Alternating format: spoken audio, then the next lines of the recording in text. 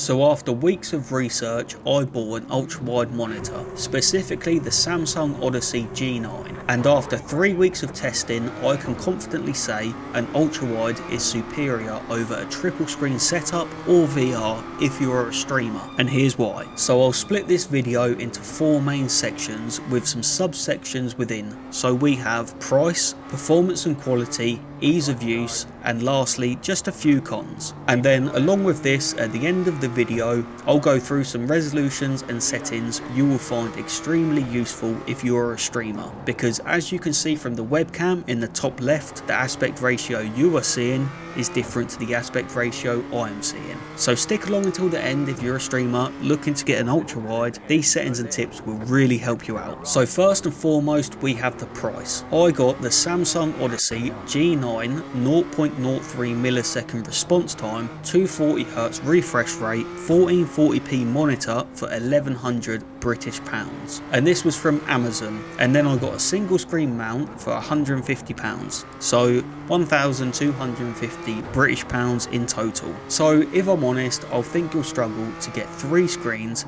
in this quality and refresh rate, and then a triple stand for under 1,500 quid at least. So I found this Odyssey G6 for £500 with similar specs, so £1,500 for all 3, and then the extra for the bezel hiders you will need, and then the extra for the triple mount. You're looking at £2,000, man. So an extra 750 British pounds that could easily go towards a new wheelbase or anything else. But let's say you did manage to find a similarly priced triple screen setup. This brings me onto the performance and quality aspect of this video. So I don't think many people realise how much your GPU will bottleneck with this amount of screens. And me personally, I already have 2 on my desktop for editing and other games. So if I were to get a triple setup with another screen for OBS and stream chat, then I'll be looking at 6 screens in total. I mean, I don't even have that many ports on my fucking GPU. So it's been proven many of times, so I'm not going to get into it.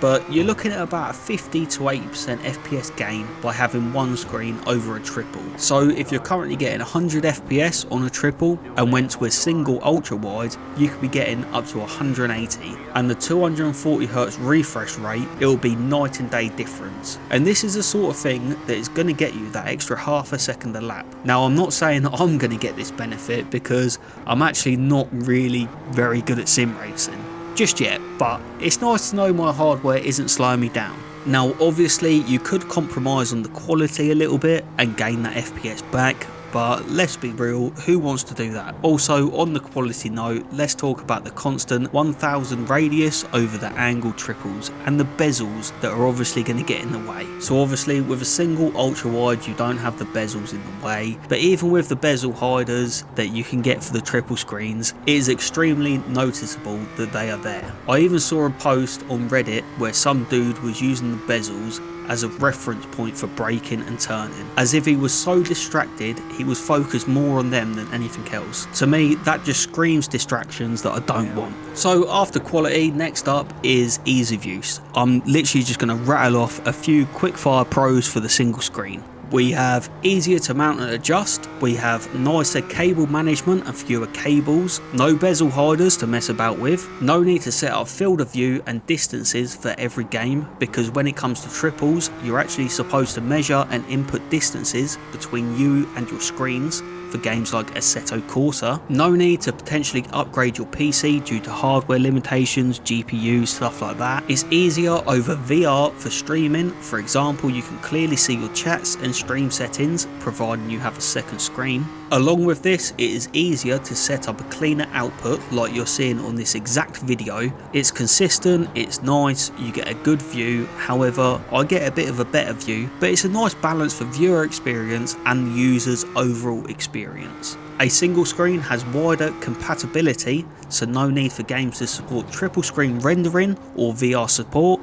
You simply just run it at 32:9 resolution. No sync issues, no need for Nvidia Surround or AMD Eyefinity, which can sometimes cause problems with different games. More reliable performance, so no potential screen mismatches, colour differences or panel inconsistencies like a triple setup. Better multi-use experiences. The G9 excels in gaming, work and content creation, whereas triple screens are mainly for racing only. It's an overall cleaner build with a single screen. The G9 looks futuristic and super clean, avoiding the clutter look of triple monitors with multiple stands and cables. And last but not least is the space needed to run a single ultra wide. So onto my fourth point, and that is a few cons. Well, the only real con of buying this monitor or any other monitor is the field of view with a single screen. You're going to be anywhere from about 90 to 110 degrees field of view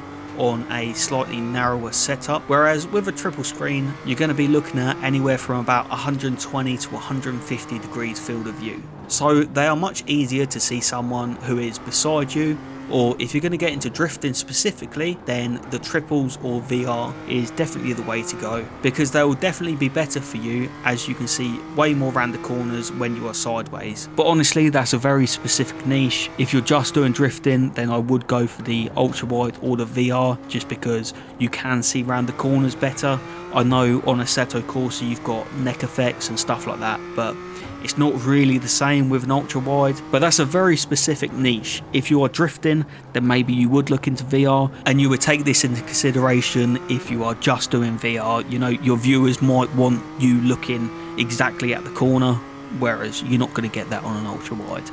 But like I say, that's very, very specific. Then lastly, as I promised, I'll go through some of the resolutions and aspect ratios that will really help you out if you're a streamer or content creator. So listen up, there is a lot of information here. So I'm sure you're aware of aspect ratios, but if not, aspect ratio in film is the ratio of an image's width to its height. So 16 by 9 is 16 bits wide by 9 high, so 16 inches wide for every 9 inches high. 32 by 9 is 32 inches wide for every 9 inches high. Ultra wide monitors are a 32 by 9 aspect ratio. As you can see from my webcam in the top left, you can see a little bit more of the screen than what you are seeing now on the main screen. However, what you are seeing now on the main screen on YouTube is 21 by 9.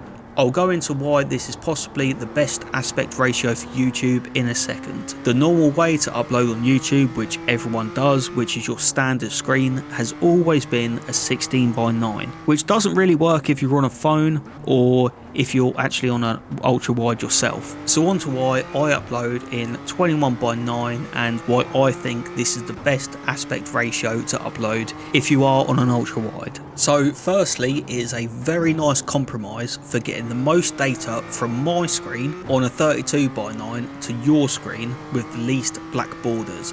But also, depending on how you are watching this video, it may actually fill out your whole screen. So there is 3 ways you can watch a YouTube video on a computer, and that is the standard mode, the cinema mode and full screen. And on a phone there is landscape and full screen.